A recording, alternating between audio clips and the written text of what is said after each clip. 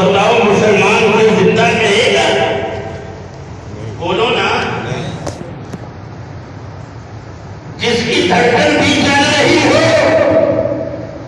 جس کی نبض بھی چل رہی ہو، جس کے وجود میں بلڈ سرکولیشن بھی ہو، جو دیکھ بھی رہا ہو، شور بھی مچاتا ہو، چلتا پھرتا دوڑتا بھاگتا بھی ہو، حکیم کہہ رہا ہے زندہ ہے، ڈاکٹر کہہ رہا ہے زندہ ہے، طبیب کہتا ہے زندہ ہے، ہر آنکھ دیکھنے والی کہہ رہی ہے زندہ ہے، ہر ذی شعور کہہ رہا ہے کہ زندہ ہے، لیکن قرآن کہتے ہیں کہ مردہ ہے۔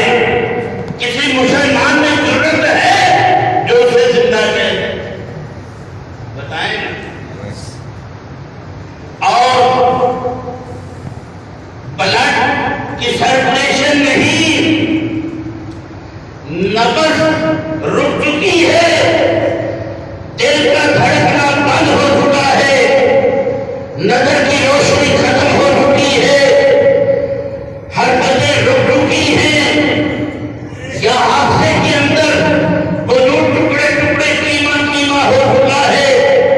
ہر دیکھنے والا کہہ رہا ہے مر گیا، ڈاکٹر کہہ رہے ہیں مر گیا، حکیم کہہ رہے ہیں مر گیا،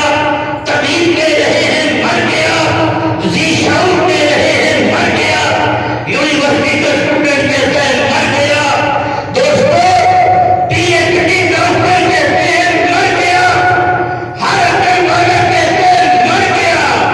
لیکن قرآن کہتے ہیں یہ مرا نہیں، یہ تو زندہ ہے۔ نعرہ تکبیر، نعرہ رسالت، نعرہ تحقیق۔ قرآن کہتے ہیں یہ مرا نہیں، یہ تو زندہ ہے۔ کیا کسی مسلمان میں یہ جرأت ہوتی کہ اسے مردہ کہتے؟ جس کو ڈاکٹر نے مردہ کہا قرآن اسے زندہ کہتے، جسے حکیم نے مردہ کہا قرآن اسے زندہ کہتے،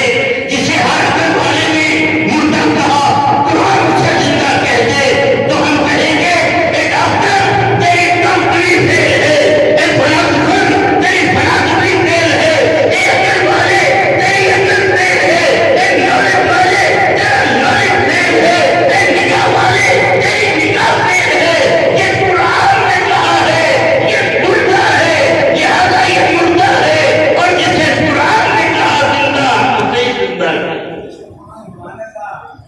پتہ چلا موت و حیات کا فلسفہ کسی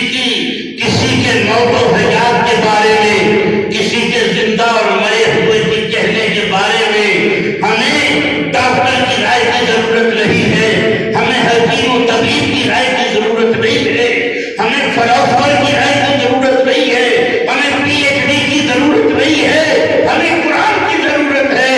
کسی کے بارے میں یہ فیصلہ کرنا ہو کہ یہ زندہ ہے یا مرا ہوا ہے، کیونکہ مسلمان